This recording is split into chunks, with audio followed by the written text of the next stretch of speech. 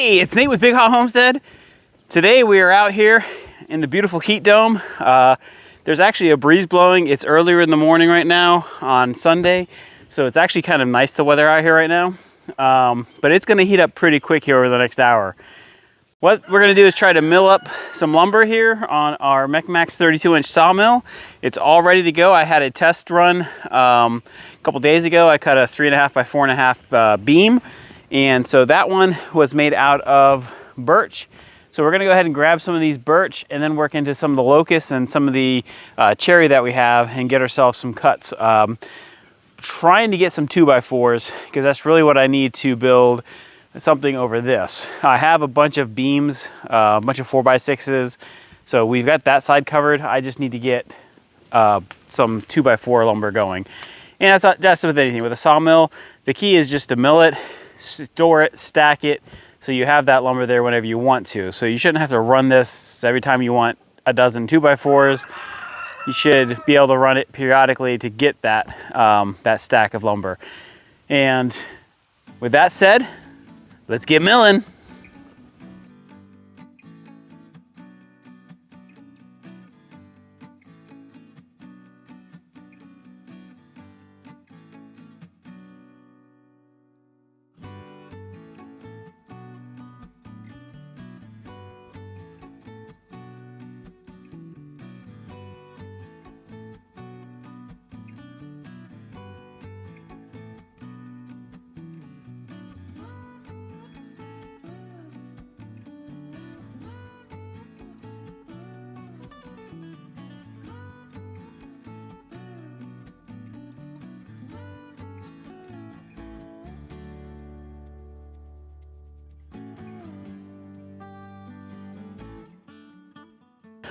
All right, I was a little bit rusty here, but I did get this on here. Took me 10 minutes, but hyperlapsed it for you all, so it took a lot less. This is a piece of birch. This is a great smelling lumber. This one here is pretty straight. When you're milling, one of the things that you do is you want to mill from the smallest to the largest part of the tree. The reason you want to do that particular milling is because the most wood you can get out of here is really what's on the smallest side, what's represented. Everything else on there is basically gonna be your scrap wood. So over here, it might allow me to make 4 2x4s. Down here, it might look like I can make 6. It's not gonna happen because you're always limited to what the smaller side of the actual wood is gonna be. I ain't very smart in milling, but as I learn, I will also help educate you all. With that said, I'm gonna go ahead and get in position and we're gonna go ahead and mill. All right, you might see the bend in this tree. It looks pretty straight. Most trees are never perfectly straight. There's a little bend that kind of goes up. So when I mill it, I'm gonna mill it with probably that side facing up so I can get the first couple cuts. And what we have to do is we have to put, there's rails on, like blocks down here that keep it from rolling off. And there's different size ones. I usually just use the smaller ones because I'm not usually doing too big of logs. I do have some big logs that it might need to be done on. So we just put these up. The thing with these, you know, your blade wants to hit them. So there is that balance that you gotta go with on that. And then we'll just roll this over. It's not a very heavy log. Birch is relatively lighter. Let's see if I can get that. Bend the face upwards. I think it's right there. If I get it like that, that's what I want to cut. So we're gonna have to get it scootered over for the optimal cut. And then we have, what down we have down there are spacers, or locks that lock the log in. And I'll show you how to use those because that was a little learning experience on my part. But let me just lock this one in first so we know it ain't going nowhere. And then I'll show you how to lock them down on the others.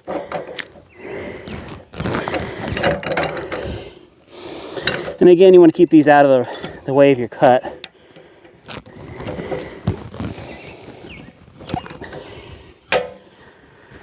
All right, that is in.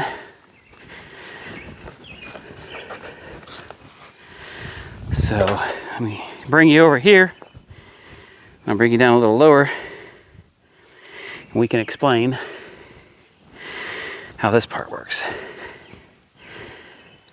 All right, tell you that breeze in this tree shade is kind of nice. I left those 2 trees. So when you do this, you have to have this be fully up, because when you pull it down is when it's going to get tension. Then what you do is you bring it to a lower portion because you don't want to cut this. Make sure this is up, and then when you push it down, it locks it in place. That log is not going anywhere. So now we're ready to mill it.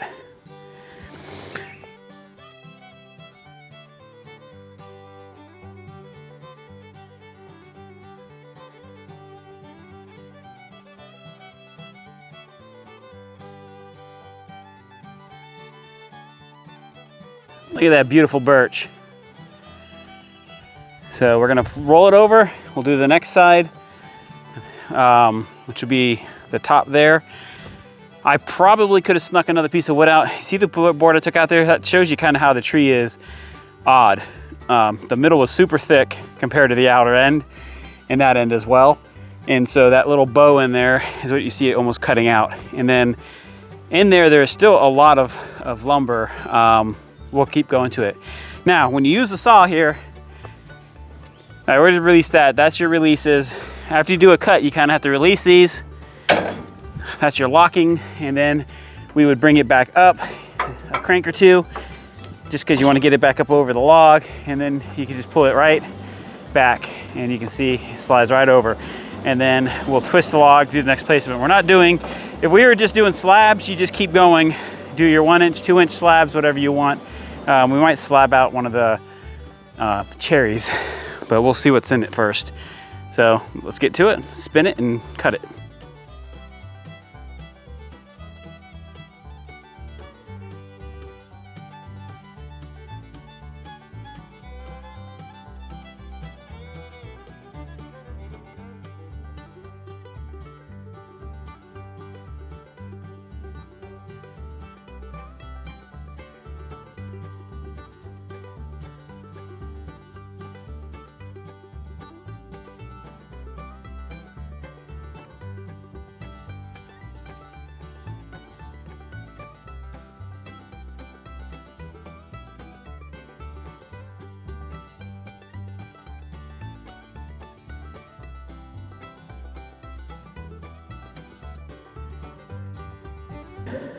All right, so I had to do another cut because the tree narrowed right there, but as far as the colors in it, it is a pretty wood.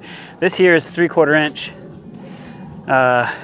piece here that I could reuse for something, so I might store it.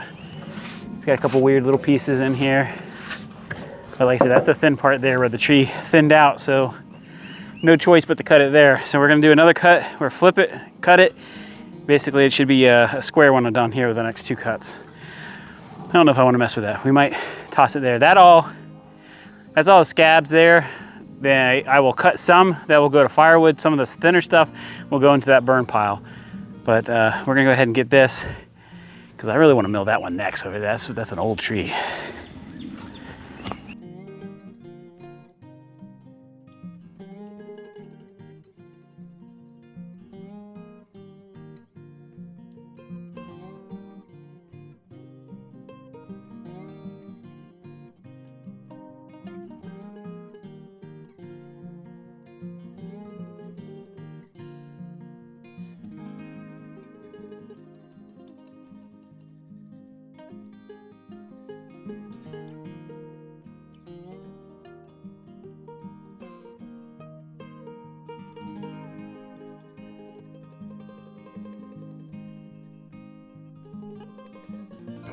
All right, so there we go. I got it down to a squared piece of wood. Now I can turn that into more functional wood as well. So let's get to making that into a couple 2x4s, maybe 3 of them. We'll see what we get out of it.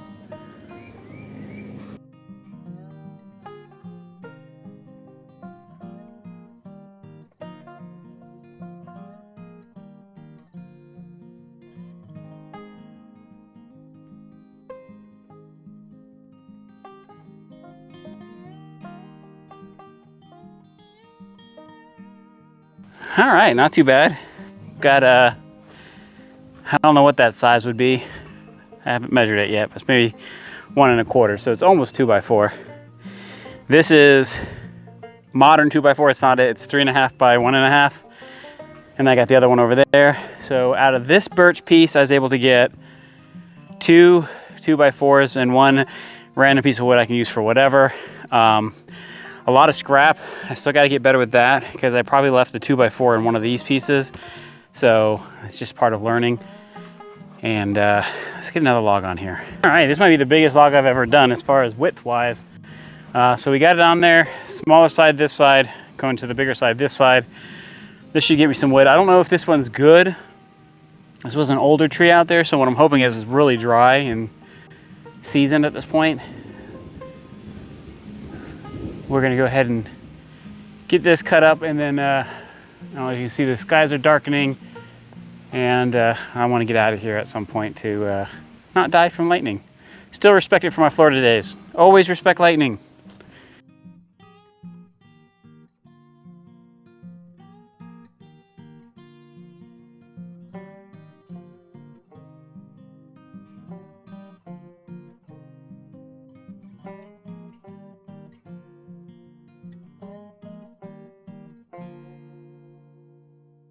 All right, so we got it cut. We did get a little surprise here.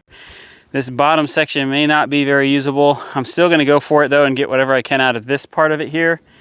And we'll just see how what these ants have really done to it. So, but the rest of it's really solid, nice wood. All right, so we got the log on there. Next position, we're gonna go ahead and do the next cut. And I'll just roll it over and roll it over and roll it over. So 4 cuts, get it squared, and then we'll get some lumber out of it. So let's do it.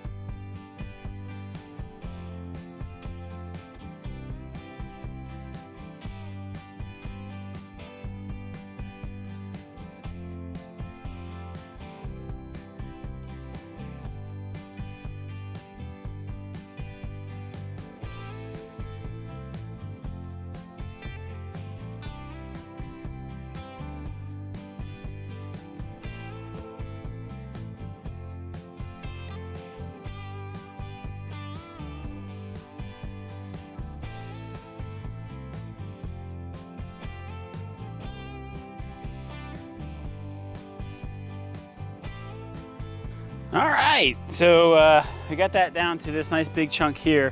So what the plan is now is I'm gonna do 1.5 inch cuts and cut it down into slabs. And then those slabs I'll turn on their sides and then do the next cut to turn them into 2x4s. This here is the only bad part, that I'm gonna lose some of this wood, but we're gonna go ahead and rip it and see what actually ends up being rot and what's not rot.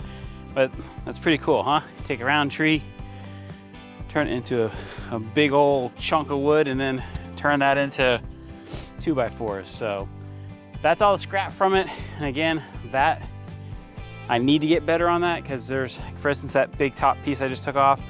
If I was to mill it, I could probably have gotten like a 1x8 or 1.5 by 8 inch by 6 foot piece of wood. So there is some wasted wood in there, but not fully wasted, because that is also firewood. So I'm just gonna take it and turn it into firewood anyway, or just put it in the burn pile. But I believe this one, based off the bark, this is a poplar. So we're gonna go ahead and start ripping that and see what we get for 2x4s.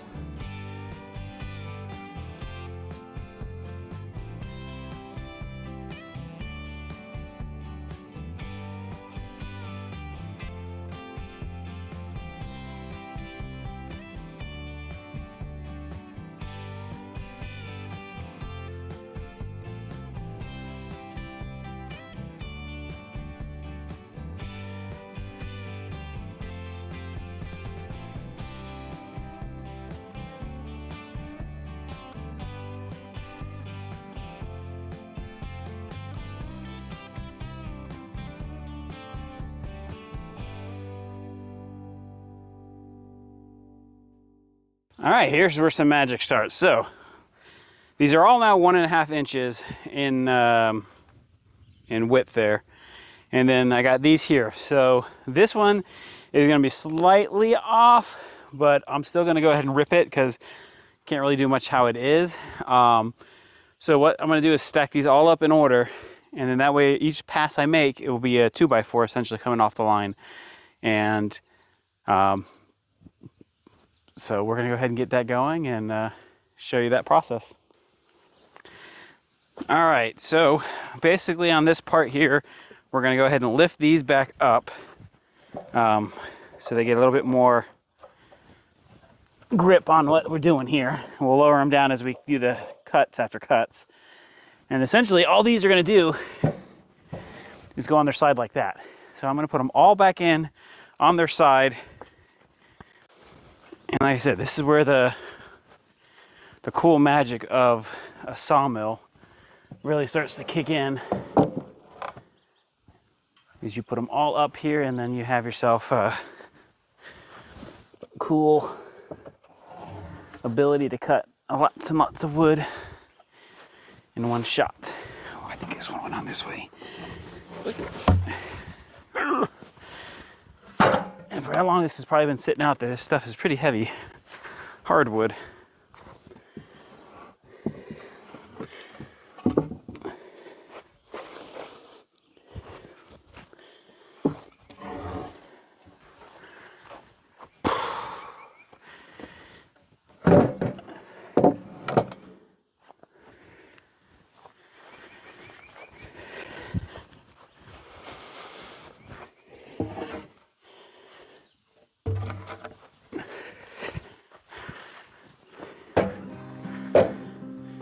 Okay, so we got all the lumber up here.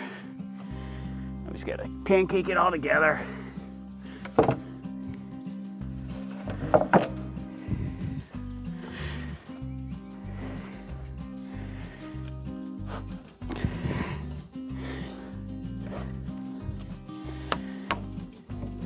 Well, that's not perfect, but it'll work. Use this, tighten it down.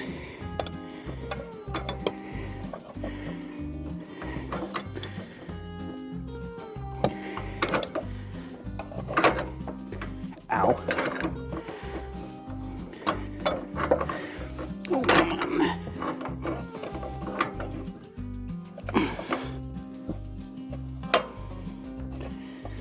Nope, not tight enough yet.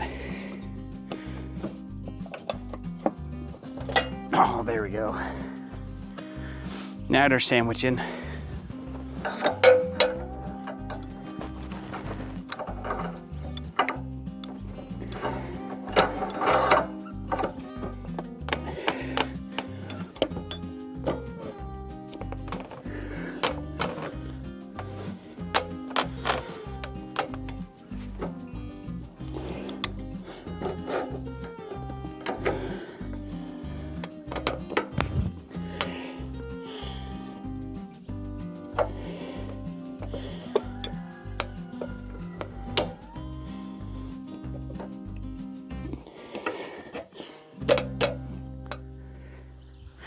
All right, whew, that is in there. And now we can make those fun cuts.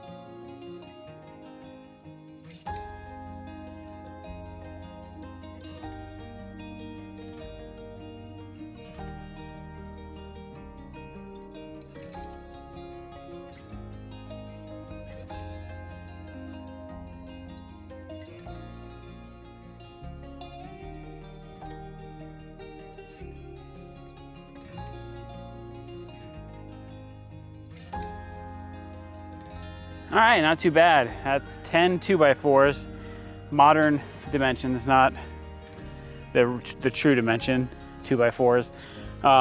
These here are a little short to be 2x4s. So what I might do here is I might just rip off 1 inch off the top of these and use those as stickers, because then I gotta start stacking my 2x4s over there, and I need spacing between them so they dry.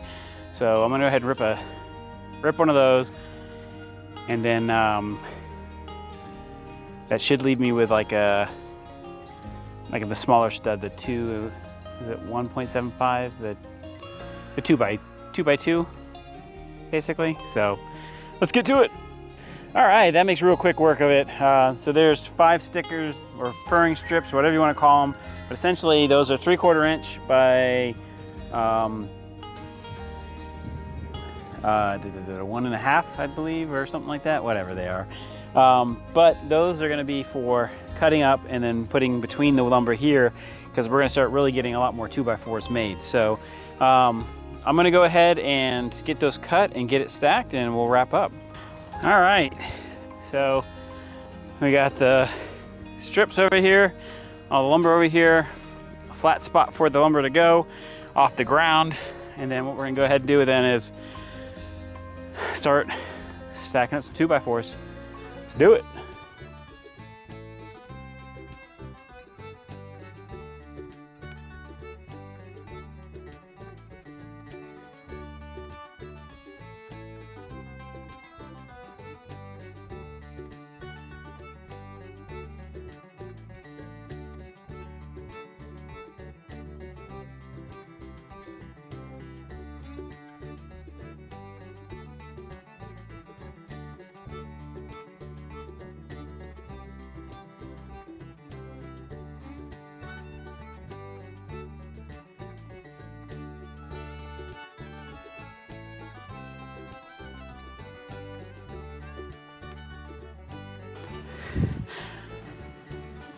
All right, Nate with Big Hot Homestead, we're gonna go ahead and wrap this video up. You can see the lumber that we got out of the sawmill here for today's video. We had to wrap it up a little early because of a storm yesterday, so today I came out and finished up that 1 log. But it gives you an idea, this stack here is just that 1 log. So you actually get pretty surprised the amount of lumber that starts coming out of some of these trees. And I have some pretty big ones that we had been harvesting over by the church on that series. And so, this is gonna get to be a pretty good stack of lumber. And as I was saying earlier, my goal now is that I got everything running, is to start stacking up the product so that I always have lumber available for anything that I wanna build. You wanna keep 4x4s, 2x4s, and if you're gonna do something custom, like a 6x6 beam or something crazy, you kind of cut those on the fly. I don't really want to keep storing chunks of wood around here, but this is, I would say that's a 4 foot, maybe 7 foot long, most of these are. So it's shorter than a standard 2x4, but again, there's all kinds of stuff where you don't need an 8 foot or 12 foot or 10 foot 4x4, or sorry, 2x4. So with that said, we're gonna wrap this up, and appreciate y'all watching. Like, share, subscribe. Have a good one.